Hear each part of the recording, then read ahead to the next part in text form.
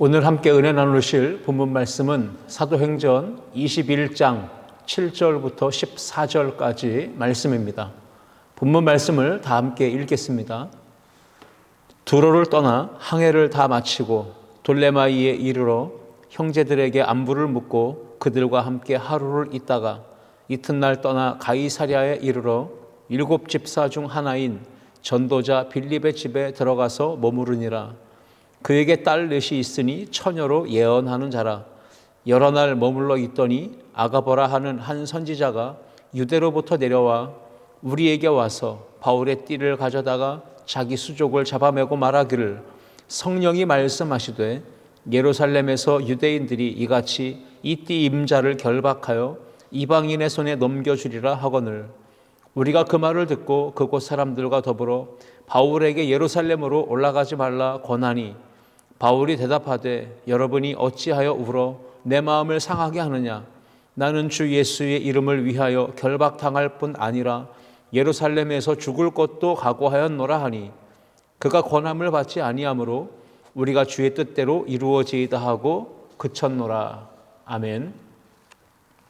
오늘 함께 읽은 본문의 말씀을 가지고 성령의 인도를 받는 삶이란 제목으로 은혜를 나누겠습니다. 요즘에 인터넷이나 SNS, 유튜브를 통해서 가짜 정보들, 가짜 뉴스들이 많이 쏟아져 나오고 있습니다. 그것 때문에 개인뿐 아니라 공동체나 사회가 또는 국가 전체가 큰 혼란에 또 어려움을 겪는 문제들이 생겨나고 있습니다. 인포데믹이라고 하는 용어가 자주 들리고 있습니다.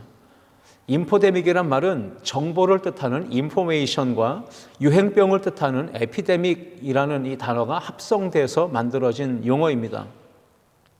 즉 잘못된 진단과 예측과 전망이 전염병처럼 급속도로 퍼져나가서 사회에 혼란을 초래하는 현상을 가리키는 말이기도 합니다.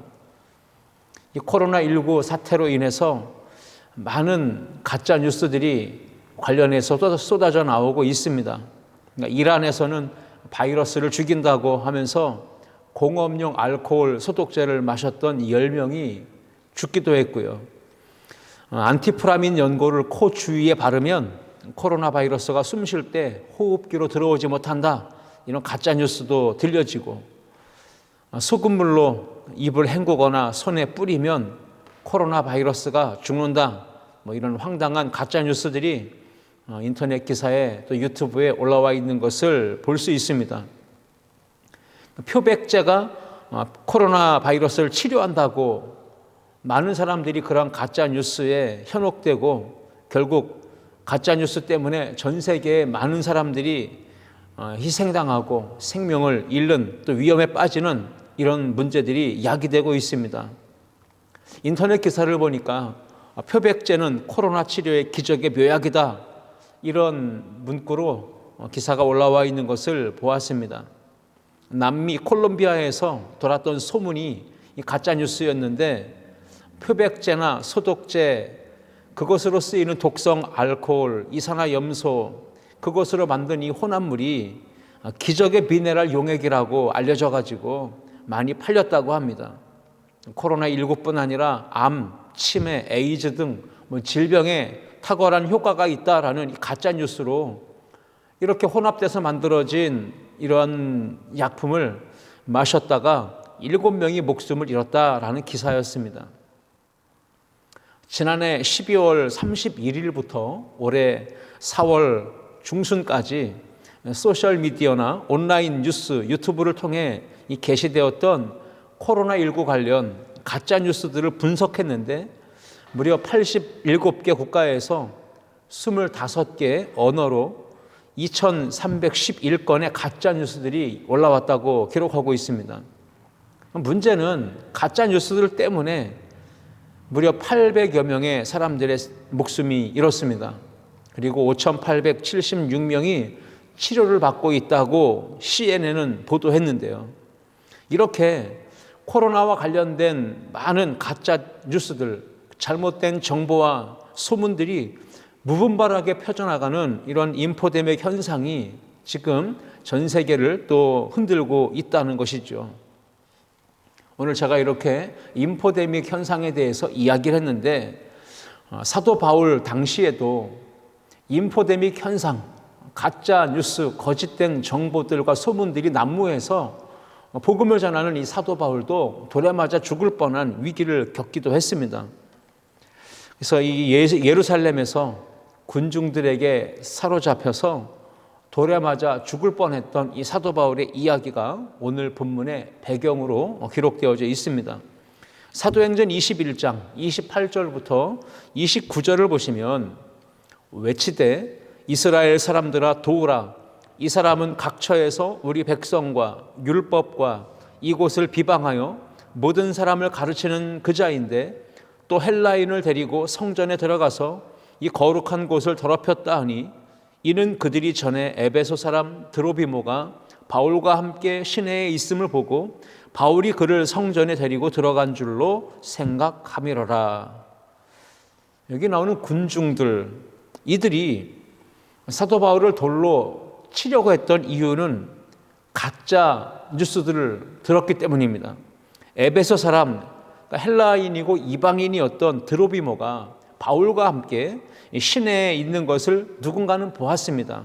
그래서 사람들이 그것을 보고 또 들은 이야기들로 바울이 지금 부정한 이방 사람, 에베소 사람 드로비모를 거룩하게 구별되어진 예루살렘 성전에 데리고 들어갔고 이 거룩한 성전을 더럽혔다. 이렇게 소문만 듣고 단정했고 바울을 돌로 치려 했던 것이죠. 가짜 뉴스의 내용은 분명했습니다. 사도 바울이 헬라인을 데리고 거룩한 성전에 들어가서 거룩한 성전을 더럽혔다. 이렇게 왜곡된 소식, 가짜 뉴스가 많은 군중들에게 들려졌고 군중들은 그때 분노하면서 바울을 붙잡아 돌을 들어 쳐서 죽이려고 했던 겁니다. 오늘날 이 시대가 가짜 뉴스가 판을 치고 있고 거짓된 정보, 왜곡된 비진리의 이 소식들이 계속해서 난무하고 있습니다. 여러분, 이러한 시대 가운데 우리는 어떻게 믿음 생활해야 하고 하나님의 은혜를 세상 속에 전하는 복된 사람들이 될 수 있을까요? 사도 바울은 돌에 맞아 죽을 뻔한 위기를 겪었지만 성령님의 도우심을 통해서 생명을 보호받았고 끝까지 자신에게 맡겨주신 사명을 감당해낼 수가 있었습니다. 오늘 저는 세 가지를 함께 생각해 보려고 합니다. 이 시대에 성령님은 어떻게 믿음의 성도들을 도와주실까요? 첫 번째 읽겠습니다. 성령님은 주의 백성을 진리 가운데로 인도하십니다. 아멘. 바울이 유럽과 또 터키, 소아시아 지역에서 성령의 능력을 힘입어서 복음을 전하며 여러 교회를 개척했고 풍성한 복음 전도의 열매를 많이 맺었습니다. 그렇게 잘 나아가고 있던 이 사도 바울이 아시아에서 머물고 있을 때 이제 오순절이 되기 전에 예루살렘으로 가야 되겠다라고 하는 마음을 먹게 됩니다. 사도행전 20장 16절 말씀에 기록하기를 바울이 아시아에서 지체하지 않기 위하여 에베소를 지나 배 타고 가기로 작정하였으니 이는 될 수 있는 대로 오순절 안에 예루살렘에 이르려고 급히 가미러라 라고 기록하고 있습니다. 바울은 족쇄나 쇠사슬 또는 포승줄에 결박당하듯이 성령에 매였습니다. 그래서 복음 전도에 대한 강력하고도 거룩한 마음에 사로잡혔던 것입니다. 사도행전 20장 22절 말씀입니다. 보라, 이제 나는 성령에 매여 예루살렘으로 가는데 거기서 무슨 일을 당할는지 알지 못하노라. 여기에 나오는 성령에 매여라고 하는 이 헬라어는 수족을 결박당하거나 혹은 쇠사슬에 매인다는 뜻이 있습니다. 우리가 예수 그리스도를 구주로 믿게 될 때, 우리가 주님을 나의 주님으로 영접할 때 그 즉시로 진리의 성령께서 거듭난 우리 안에 임재하여 계십니다. 성령께서 우리 안에 내주하여 계시는 것이죠. 성령이 우리 안에서 내주하여 계시면서 우리를 위하여 하시는 일이 무엇일까요? 그것은 우리의 지성을 감화시켜 주시고 우리로 하여금 거짓된 것을 분별해서 진리를 택하고 따르도록 도와주신다는 것입니다. 또한 성령님은 우리의 감성을 감화시켜 주셔서 우리로 하여금 옳지 못한 마음을 버리게 하시고 회개하고 정직하고 깨끗한 마음을 품도록 도와주십니다. 성령님은 또한 우리의 의지를 감화시켜 주셔서 주의 영광을 위해서 믿음으로 살 것을 결단하며 믿음으로 실천하고 행동하는 신앙이 되도록 도와주십니다. 그렇습니다. 사도 바울은 지금 예루살렘으로 가게 된다면 그곳에서 많은 사람들로 인하여 핍박을 받고 결박당하게 되고 환난을 받게 될 것을 이미 성령의 감동을 통해 예측하고 있었고 알고 있었다는 것이죠. 사도행전 20장 23절 말씀입니다. 오직 성령이, 즉 성령께서 사도 바울을 사로잡으셨고 사도 바울에게 감동 감화시켜 주셔서 그 각성에 예루살렘에서 내게 증언하여 결박과 환난이 나를 기다린다 하시나 했습니다. 예루살렘에서 당하게 될 결박, 환난이 있음을 알면서도 바울은 그럼에도 예루살렘으로 가고자 했습니다. 비록 환난당하고 고난당하고 결박당하고 죽게 될 상황이 다가온다 할지라도 예루살렘으로 가고자 했던 겁니다. 사도행전 20장 24절 말씀에 내가 달려갈 길과 주 예수께 받은 사명 곧 하나님의 은혜의 복음을 증언하는 일을 마치려 하면은 나의 생명조차 조금도 귀한 것으로 여기지 아니하노라 라고 기록했습니다. 바울은 진리의 성령에 사로잡혀 성령의 도우심을 얻어서 복음을 반드시 증거하겠다는 결단을 매일같이 믿음으로 고백할 수 있었습니다. 우리가 주님을 위해 믿음의 삶을 살기 위해 도전하며 나아간다면 진리의 성령님은 반드시 우리의 장래, 미래, 우리의 앞날에 필요한 모든 것들을 다 준비하시고 우리를 복된 길로 인도해 나가시는 겁니다. 부모가 자녀를 위하여 진로, 진학, 취업, 결혼 등등의 일들을 머릿속으로 계산하고 미리 준비하고 어떻게든 도우려고 하듯이 진리의 성령님께서는 하나님의 택한 백성이요 성도가 된 우리의 앞길을 미리 준비하시는 여호와 이레의 은혜로 역사하시고 우리를 그렇게 복음 증거하는 삶으로 살아가도록 도와주시는 겁니다. 요한복음 14장 16절 이하 18절 말씀입니다. 내가 아버지께 구하겠으니 그가 또 다른 보혜사를 너희에게 주사 영원토록 너희와 함께 있게 하시리니 그는 진리의 영이라 세상은 능히 그를 받지 못하나니 이는 그를 보지도 못하고 알지도 못함이라. 그러나 너희는 그를 아나니 그는 너희와 함께 거하심이요 또 너희 속에 계시겠음이라. 내가 너희를 고아와 같이 버려두지 아니하고 너희에게로 오리라 말씀하셨습니다. 우리가 예수님을 믿고 영접하고 받아들이는 순간 거듭나는데 그 순간 성령님이 우리 안에 내주하십니다. 그리고 성령님은 우리와 함께 교제하시며 교통하십니다. 우리 안에 끝까지 함께 하시며 우리의 믿음의 삶을 인도해 나가십니다. 이것이 바로 고아와 같이 버려두지 아니하시고 내가 너희에게 오리라 약속하신 주님의 말씀이었습니다. 지금 내일 일을 전혀 예측할 수 없고 장담할 수 없는 불안한 상황 속에서 또 코로나19라고 하는 큰 위기와 혼란을 겪고 있는 상황이지만 예수님께서 하신 이 말씀, 진리의 성령님을 우리 가운데 보내주셔서 흔들리고 요동할 수밖에 없는 우리의 인생을 붙들어 주시고 우리의 삶에 필요한 것들을 공급하여 주시며 지금까지도 인도하셨듯 앞으로의 모든 삶 가운데서도 성령님은 말씀을 통해 깨닫게 하시고 말씀을 통해 거룩한 소망을 품게 하시며 말씀을 통해 인내하며 담대하게 성도다운 삶을 살아가도록 역사하여 주심을 믿으시기를 주님의 이름으로 축복합니다. 가짜가 난무하고 거짓된 소식과 뉴스들로 혼동스러운 혼란한 이 시대 가운데 거룩하신 성령님은 성도를 도와주시는 것이죠. 오늘 성령님은 우리 택하신 주의 백성을 진리 안에 인도해 가시며 끝까지 함께 동행하신다는 사실을 믿으시기를 주님의 이름으로 축원합니다. 두 번째, 함께 읽겠습니다. 성령님은 공동체의 지체들을 통해 말씀하십니다. 아멘.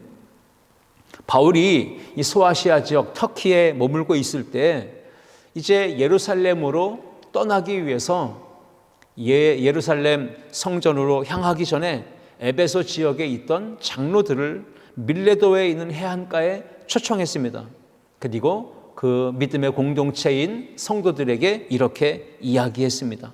나는 이제 예루살렘으로 성령에 매여서 가게 되는데 아마도 이것이 여러분과 함께하는 마지막이 될 수도 있습니다. 이렇게 이야기한 것입니다. 그때 사도행전 20장 36절 이하 38절을 보면 어떠한 일이 벌어졌는지 함께 우리가 읽어보겠습니다.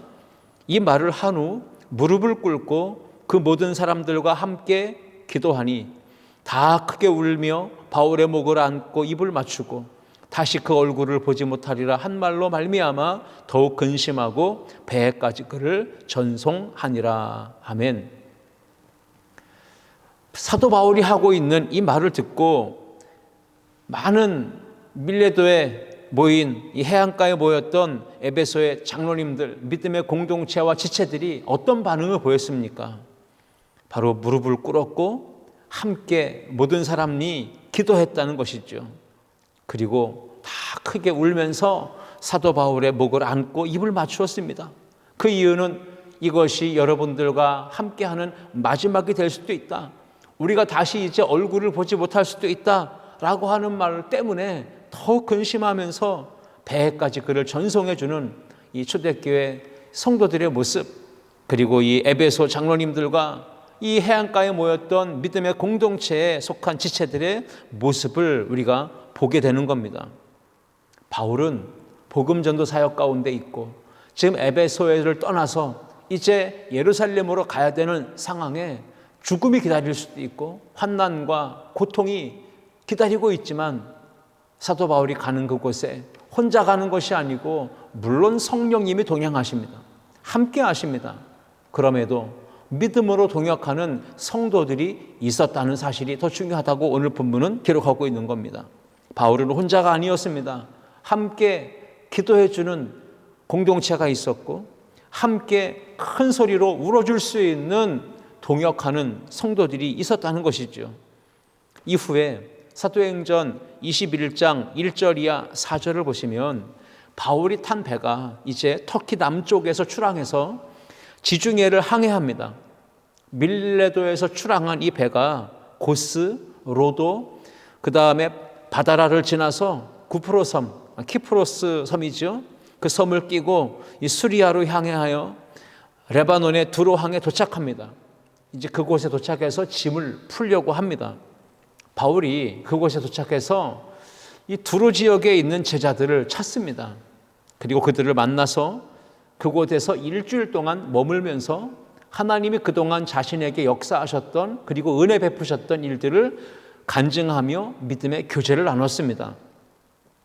그렇게 일주일 동안 믿음의 교제를 나눴던 이 두로 지역의 믿음의 지체들, 제자들이 기도하고 교제하는 가운데 성령의 감동을 받고 사도 바울에게 이렇게 마음을 전합니다. 사도행전 21장 4절 말씀입니다. 제자들을 찾아 거기서 이래를 머물더니 그 제자들이 성령의 감동으로 바울더러 예루살렘에 들어가지 말라 하더라. 성령의 감동을 받은 이 두로의 제자들이 바울에게 예루살렘으로 들어가지 말라고 이야기해 줍니다. 그럼에도 불구하고 바울이 계속해서 예루살렘으로 떠나려고 했을 때 두로에 있는 이 믿음의 지체들은, 공동체는 어떻게 반응했을까요? 성문 밖까지 바울을 함께 전송해 주었고 바닷가에서 함께 무릎을 꿇고 기도했습니다. 그리고 작별한 후에 바울은 예루살렘으로, 두로의 형제들은 다 자기 집으로 돌아갔다라고 기록하고 있는데 사도행전 21장 5절 이하 6절까지 보시면 이 여러 날을 지낸 후 우리가 떠나갈새 그들이 다 그 처자와 함께 성문 밖까지 전송하거늘 우리가 바닷가에서 무릎을 꿇어 기도하고 서로 작별한 후 우리는 배에 오르고 그들은 집으로 돌아가니라. 이렇게 믿음으로 교제하고 함께 기도하고 작별하고 떠난 이후에 7절, 8절, 9절을 보면 바울은 다음 행선지인 돌레마이에 이르렀고요. 그곳에서 형제들을 만나 하루를 머물게 됩니다. 그리고 8절과 9절을 보면 바울은 그 이튿날에 가이사랴에 도착합니다. 그곳에서 전도자 빌립의 집에서 예언하는 네 딸을 만나게 됩니다. 지금까지 간략하게 소개해드렸지만 바울의 선교의 여정은 혼자 가는 길이 아니었고 함께하는 믿음의 동역자들이 있었습니다. 기도로 함께 동역하는 지체들이 있었고 말씀을 나누고 함께 하셨던 하나님의 은혜를 나누는 그러한 믿음의 공동체가 사도 바울 곁에 동역하고 있었습니다. 이어지는 10절과 11절을 보시면 바울이 빌립의 집에 여러 날 머물고 있을 때 아가보라고 하는 한 유대 선지자가 와가지고 예루살렘에 가면 환난과 결박이 기다리니 내려가지 말라라고 하는 이 성령의 음성을 바울에게 전해줍니다.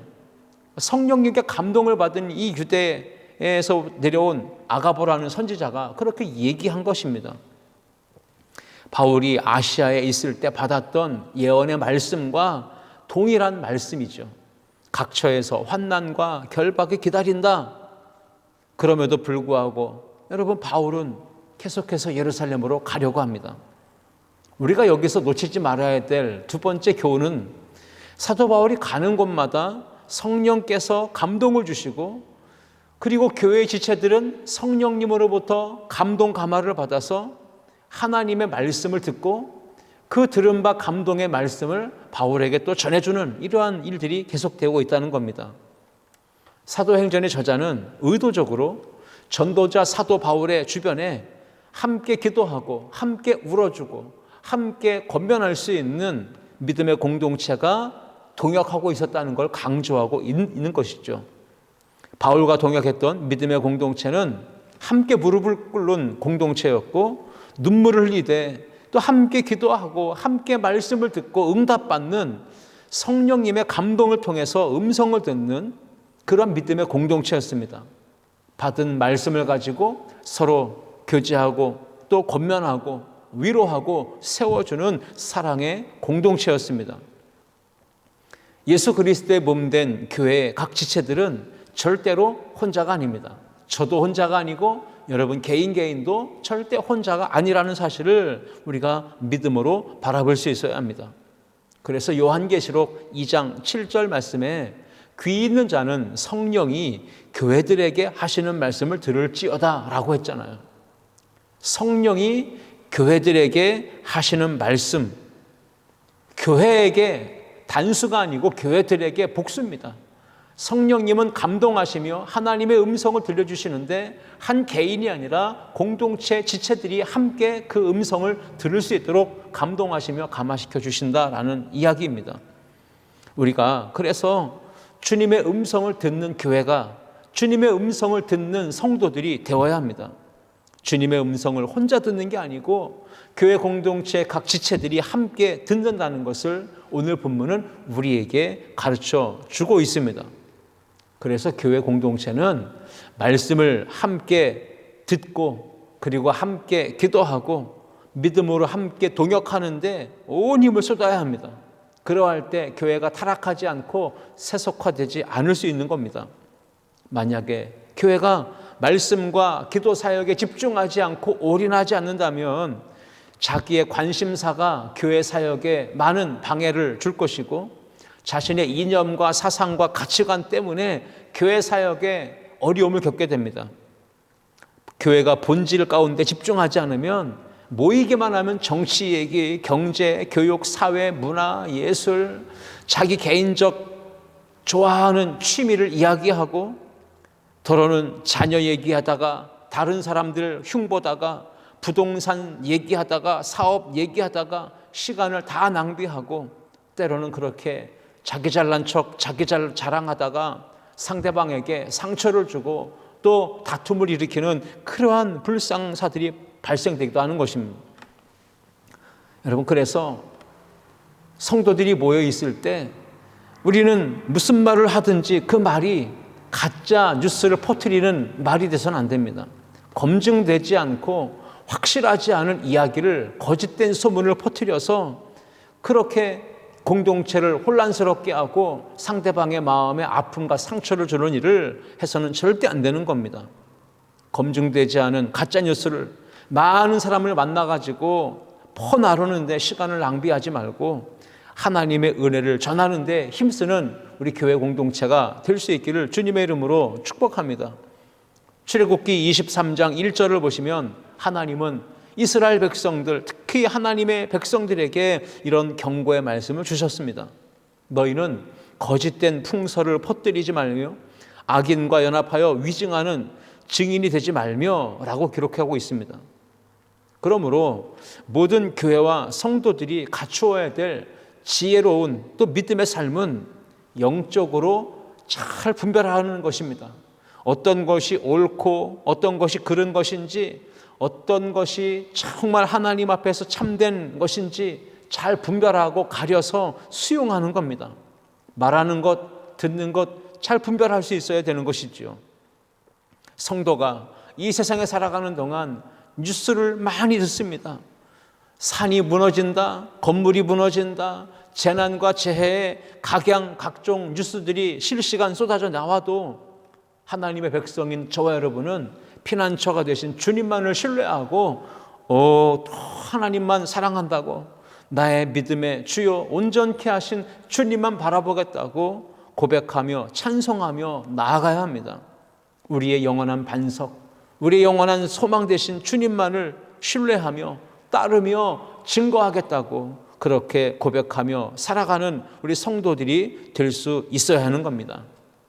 그래서 우리가 두 번째로 오늘 성령님께서 성도들을 어떻게 도우시는지 생각해 봤는데, 성령님은 하나님의 말씀을 모든 공동체 각 지체들이 함께 들을 수 있도록 역사하시며 도와주시는 분이십니다. 그러므로 여러분, 목회자가 하나님 말씀을 잘 들을 수 있도록, 교회 중직자들이 하나님 말씀을 잘 듣고 따를 수 있도록, 우리 모든 교회 각 지체가 한 사람도 외에 없이 하나님의 음성을 분별하며 따를 수 있도록 함께 중보하며 말씀 가운데 믿음으로 살아가는 우리 모든 성도들 되시기를 주님의 이름으로 축원합니다. 이제 마지막 세 번째 함께 읽겠습니다. 성령님은 예수님을 닮은 제자로 살아가도록 이끄십니다. 아멘. 거짓이 난무하고 가짜 뉴스가 판을 치고 비진리가 진짜인 것처럼 난무하는 이때 성령님은 우리를 예수 그리스도를 닮은 제자의 삶을 살아가도록 인도하신다는 겁니다. 사도 바울이 예루살렘으로 가려고 한 걸음 한 걸음 떼면 뗄수록 그 주변에 있던 믿음의 지체들이 함께 동역하면서 성령님의 감동을 받고 사도 바울이 들었던 음성과는 정반대의 응답으로 바울에게 권면하고 있습니다. 바울은 성령의 감동하심을 받고 예루살렘으로 가겠다고 이야기하는데, 우리가 보셨듯 두로에 있던 믿음의 지체들은 뭐라고 얘기합니까? 성령의 감동하심을 받아서 바울에게 예루살렘으로 가지 말라라고 권면합니다. 그리고 아가보라고 하는 한 유대의 선지자는 바울이 예루살렘에 가게 되면 유대인들에게 결박당하고 이방인들의 손에 넘겨지게 될 것이라 이렇게 알려주었던 겁니다. 사도행전 21장 12절 말씀을 보시면 그러한 말을 들었던 사도 바울을 그래서 아꼈던 그 유대의 지체들은 어떻게 반응을 했는지요. 우리가 그 말을 듣고 그곳 사람들과 더불어 바울에게 예루살렘으로 올라가지 말라 권하니. 여러분, 그렇게 여러 차례에 걸쳐서 바울에게 예루살렘으로 올라가지 말라, 올라가면 환난과 핍박이 기다린다, 이방인의 손에 넘겨진다, 환난과 결박이 있다 알려줬지만 바울은 이미 결심했습니다. 내가 복음을 전하다가 예루살렘에서 죽게 될 것까지도 이미 각오가 되어 있는 사람이다 라고 분명하게 자신의 입장을 밝힙니다. 사도행전 21장 13절 말씀입니다. 바울이 대답하되 여러분이 어찌하여 울어 내 마음을 상하게 하느냐, 나는 주 예수의 이름을 위하여 결박당할 뿐 아니라 예루살렘에서 죽을 것도 각오하였노라 하니, 바울은 죽을 것까지도 각오가 되어 있습니다. 그리고 예루살렘으로 올라가야 되겠다고 말하고 있습니다. 바울의 이러한 주장과 상반되게 동역하고 함께 기도하고 함께 울며 믿음으로 함께 동역했던 지체들은 바울에게 예루살렘으로 가지 말라고 권면하며 말리고 있습니다. 공통적인 건 동일한 성령의 감동을 받은 것입니다. 바울도 지체들도 성령의 감동하심 받았습니다. 모두가 다 기도하는 분들이었고 하나님의 음성을 들을 수 있는 영적인 실력을 갖춘 분들이었습니다. 자, 바울 그리고 지체들, 이 두 그룹이 서로 상반된 입장에서 서로 다른 의견을 주장하며 그렇게 대립하게 될 때 이 믿음의 공동체가 어떻게 반응하고 있는지 그것을 마지막으로 보고자 하는 것입니다. 바울이 권하는 말을 듣지 않고 계속해서 내가 가야 될 길을 난 끝까지 가겠다라고 고집 부린다고 해서 이 믿음의 공동체가 이제는 우리하고 관계를 끊어야 되나 보다, 이제 바울을 우리가 관계하지 말아야 되겠구나 하면서 서로 결별하고 관계를 끊었을까요? 그렇지 않습니다.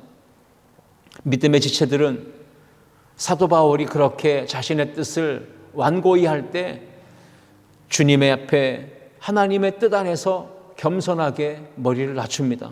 그리고 무릎을 꿇고 하나님이 행하시는 일을 보기 위해서 가만히 이제 있는 겁니다. 사도행전 21장 14절 말씀에 이렇게 기록하고 있습니다. 그가 권함을 받지 아니하므로 우리가 주의 뜻대로 이루어지이다 하고 그쳤노라. 더 이상 사도 바울에게 권하지 않았다는 겁니다. 사도 바울이 성령의 감동을 따라서 주님의 뜻을 이루기 위해 가는 길이라면 주의 뜻대로 이루어지이다 하고 그쳤노라. 영적으로 주님과 깊은 교제를 나누고 있었지만 하나님의 뜻보다 우리의 생각과 가치관과 주관이 더 앞설 수는 없는 겁니다. 그래서 우리가 조심해야 될 것은 바로 이런 것입니다. 우리가 아무리 기도 많이 하고 말씀을 많이 읽고 성령님과 교통하고 있다 할지라도 하나님의 마음, 우리 주님의 마음을 다 헤아릴 수가 없습니다. 그것은 불가능한 일입니다. 우리가 그것을 인정한다면 내가 무조건 옳고 상대방이 틀렸다라고 이렇게 주장하는 교만은 버려야 되는 것입니다. 함께 기도했고 함께 대화를 나눴고 서로의 입장 차가 있다는 것을 알았고, 그러나 그 입장 차를 좁히지 못했다면 그때는 어떻게 해야 되는지요? 겸손하게 내 뜻, 내 생각, 내 주관, 내 모든 의지를 내려놓고 오직 주님의 뜻대로 이루어지기를 바랍니다. 그 믿음을 가지고 맡겨드리는 것입니다. 성령의 도우심을 힘입어서 주님의 마음과 뜻을 헤아리고 주님의 마음을 닮아가는 성숙한 그리스도인 제자들이 되어야 하는 것이죠. 바울과 함께 믿음으로 동역했던 공동체는 바울과 입장 차이가 있었지만 주님의 뜻에 맡기는 성숙한 제자의 모습을 보입니다. 사도행전 21장 15절부터 16절 말씀입니다. 이 여러 날 후에 여장을 꾸려 예루살렘으로 올라갈새 가이사랴에 몇 제자가 함께 가며 한 오랜 제자 구브로 사람 나손을 데리고 가니 이는 우리가 그의 집에 머물려 함이라. 아멘. 바울에게 예루살렘으로 가지 말라고 권면했던 가이사랴의 몇 제자들이 이제는 바울과 함께 동행한다라고 기록하고 있습니다. 왜 그랬을까요? 바울과 함께 걸어가기 위해서 자신들과 비록 입장 차이가 있고 생각이 달랐지만 그들이 이제는 예수님의 마음을 품은 성숙한 그리스도인이 되었기 때문에, 주님의 마음을 닮은 성숙한 제자가 되었기 때문에 그러한 결단과 행위가 가능했다는 겁니다. 그러므로 우리가 인생을 살아가면서 의견을 서로 대립할 때가 있고 생각이 서로 상충되어 갈등하는 경우가 있겠죠. 그러할 때 우리는 어떻게 해야 할까요?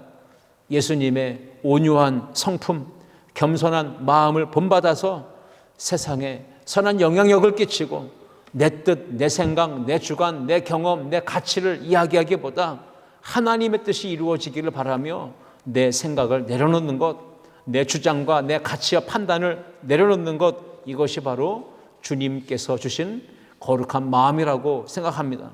예수님도 그러셨죠. 겟세마네 동산에서 십자가를 지시기 전에 기도하셨을 때 이렇게 예수님은 아버지께 간구했습니다. 내 원대로 이루어지기를 원하지 않으시고 아버지의 뜻대로 되기를 원한다고 기도했습니다. 누가복음 22장 42절 말씀입니다. 이르시되 아버지여, 만일 아버지의 뜻이거든 이 잔을 내게서 옮기시옵소서. 그러나 내 원대로 마시옵고 아버지의 원대로 되기를 원하나이다 하시니. 말씀 맺겠습니다. 성령님은 우리가 예수님의 성품을 닮은 참된 제자로 살아가도록 모든 순간마다 지혜로 힘으로 함께 동역하여 주십니다. 성령님은 의견과 생각이 대립하고 충돌하고 갈등하며 고민할 때 개입하십니다. 그리고 우리의 마음을 붙들어 주셔서 예수님처럼 겸손한 마음을 품게 하시고 내 뜻대로 마시고 아버지의 뜻대로 되기를 원합니다. 이러한 마음으로 기도할 수 있도록 도와주시는 분이 성령님이십니다. 바라기는 성령님께서 도와주심으로 하나님을 위한 영광의 삶을 선택하고 예수님의 성품을 닮은 참된 제자가 되어 믿음으로 살아가는 우리 아름다운 교회 모든 성도들이 되실 수 있기를 주님의 이름으로 축원합니다. 기도하시겠습니다. 하나님 아버지 감사합니다. 가짜, 거짓, 비진리가 난무하는 이 시대 속에서 성령님은 하나님의 택한 백성들, 성도를 도와주신다고 약속하셨습니다. 주의 백성을 진리 가운데로 인도하시며 공동체의 믿음의 지체들에게 함께 말씀을 들려주시며 예수님을 닮은 제자답게 살아가도록 이끄시는 거룩한 성령, 진리의 성령을 오늘도 우리 모든 성도들에게 부어 주옵소서. 예수 그리스도를 믿는 자답게 세상에서 선한 영향력을 끼치며 살게 하시고 주님 나라 복음 영광 위에 살아가는 우리 교회와 성도들 되게 하여 주옵소서. 한 주간도 말씀 붙들고 살아갈 때에 그곳에서 승리하는, 늘 말씀이 역사하는 복된 삶을 살게 하여 주옵소서. 감사하며 예수님의 이름으로 기도하옵나이다. 아멘.